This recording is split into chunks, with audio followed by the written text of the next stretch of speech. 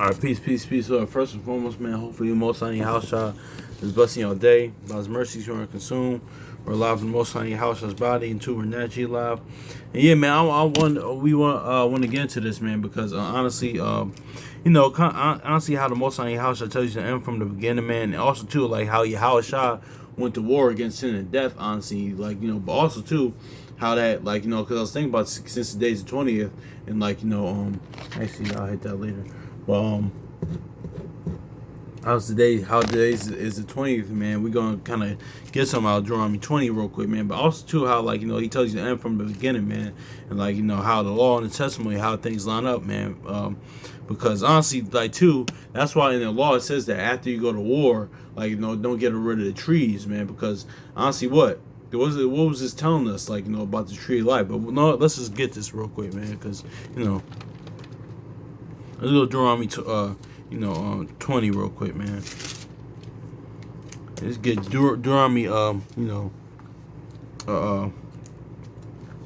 20 verse 19. It says, when thou besiege a city in a long Deuteronomy 20 verse 19, it says, when thou besiege a city a long time and making war against it, take it. Thou shalt not destroy the trees by fortune and axe against them, for thou mayest eat of them, and thou shalt not cut them down. For the tree on the field is a man's life, and employ them in the siege. I'm gonna read this again. I'm gonna read it better because my bad, y'all. Hold on, y'all. All right, my bad, y'all. I had to oh gosh, it fell. Okay, all right, you gonna come right in there. My bad. Drop this other book. All right, we're gonna read this again. Deuteronomy chapter 20, verse 19. It says, when thou besiege a city in a long time and making war against it, thou shalt not destroy the trees by forcing an axe against them, for thou mayest eat of them, and thou shalt not cut them down. For the tree of the field is a man's life, to employ them in the sea. So see that? So and that goes back into see, that goes back to to the tree of life, man. Let's get Ecclesiastes 8 and 8 real quick, man. To show you that how Yahushua in the ultimate wars against war, sin, and death, how Yahushua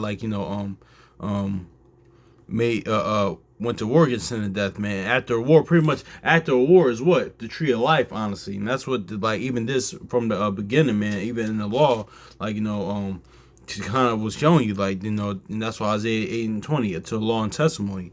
But let's get Ecclesiastes 8 and 8. It's crazy. I was just thinking about this earlier. There is no man that hath power over the spirit to retain the spirit, neither hath the power in the day of death, and there is no discharge in that war. Neither shall the wickedness deliver those that are given to it. So exactly. So Yahushua with the war against sin and death, kind of like we talked about, honestly, how Yahushua, the son of David, was that bloody man, and that's why he couldn't build that house. Honestly, not only because he's the king and other factors as well, but this David couldn't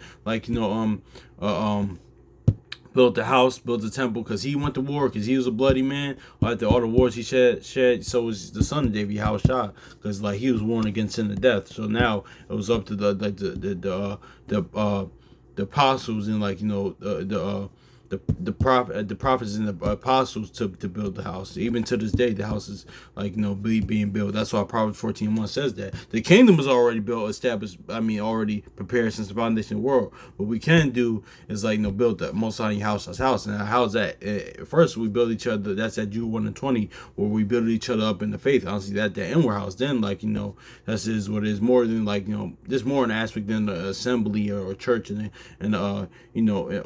congregation. That's nothing wrong with that too. We build each other up in the faith in there, but build up each other up inwardly, man. Because like it says, the Most High house are dwells within us. We are the Lord's house. House is within you. Honestly, the kingdom is within you. So yeah, man.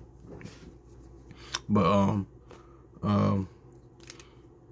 anyway, let's read this Ecclesiastes 8 and 8 again. There is no man that hath the power to retain the spirit, neither hath he had power in the day of death. There's no discharge in that war, neither shall wickedness deliver those that are given to it. So let's get Proverbs 3 and 18 real quick.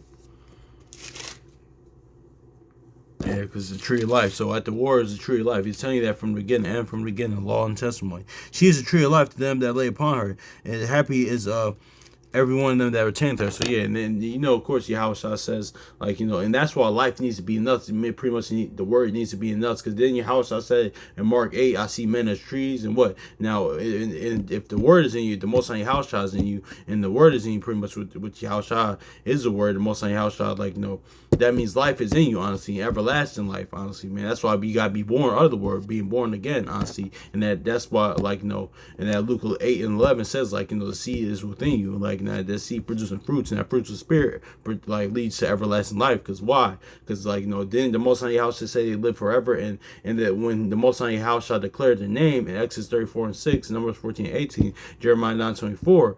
Those are all aspects of the fruits, like the stuff that you see in the fruits of the spirit, honestly, like, and that's just in the fruits of the spirit is, like you said, nothing you can rehearse or practice is who you are.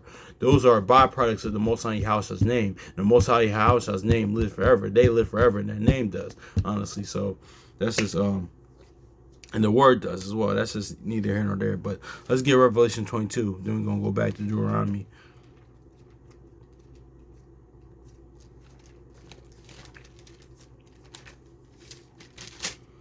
Revelation chapter 22, verse 2.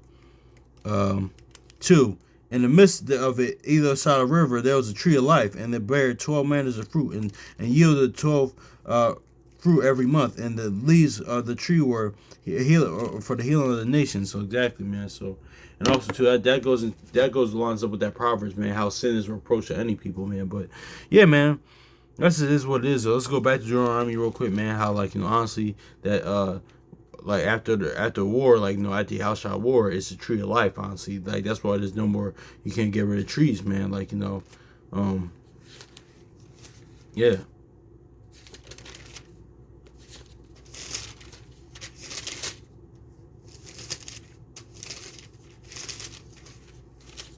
And also too, man, that's why even it goes into, like, where you gonna choose, like, that spirit of like, what tree are you gonna choose, like, like, the tree of life, honestly, like, or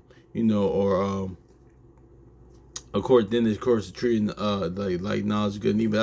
That's the law as well. But that even with that, right, what tree are you going to choose? The tree of life, or also too, like Jeremiah 10 tree, and that's not going to Christmas tree, but that's going to idolatry. They cannot just not be actually actual idols or other gods or something like that. That could be the case too, but also to the idols of your own heart, and also too, like, even the tree of knowledge, good and evil, which is of course the law, man. But honestly, man, the tree of life. But that's neither here nor there. Let's get Deuteronomy chapter 20. Real quick, then we're gonna yeah, we're gonna read this, then we're gonna close out. It says, when thou shalt besiege a city a long time, and making war against it, take it. Thou shalt not destroy the trees thereof by force and axe against them, for thou mayest eat of them. Thou shalt not cut them down, and the tree of the tree of the field is a man's life, to employ them in the siege. So yeah, man. So after the war, it's the tree, it's the tree of life, man. So he's telling you that from the beginning, man. So hopefully this is edifying, man. So much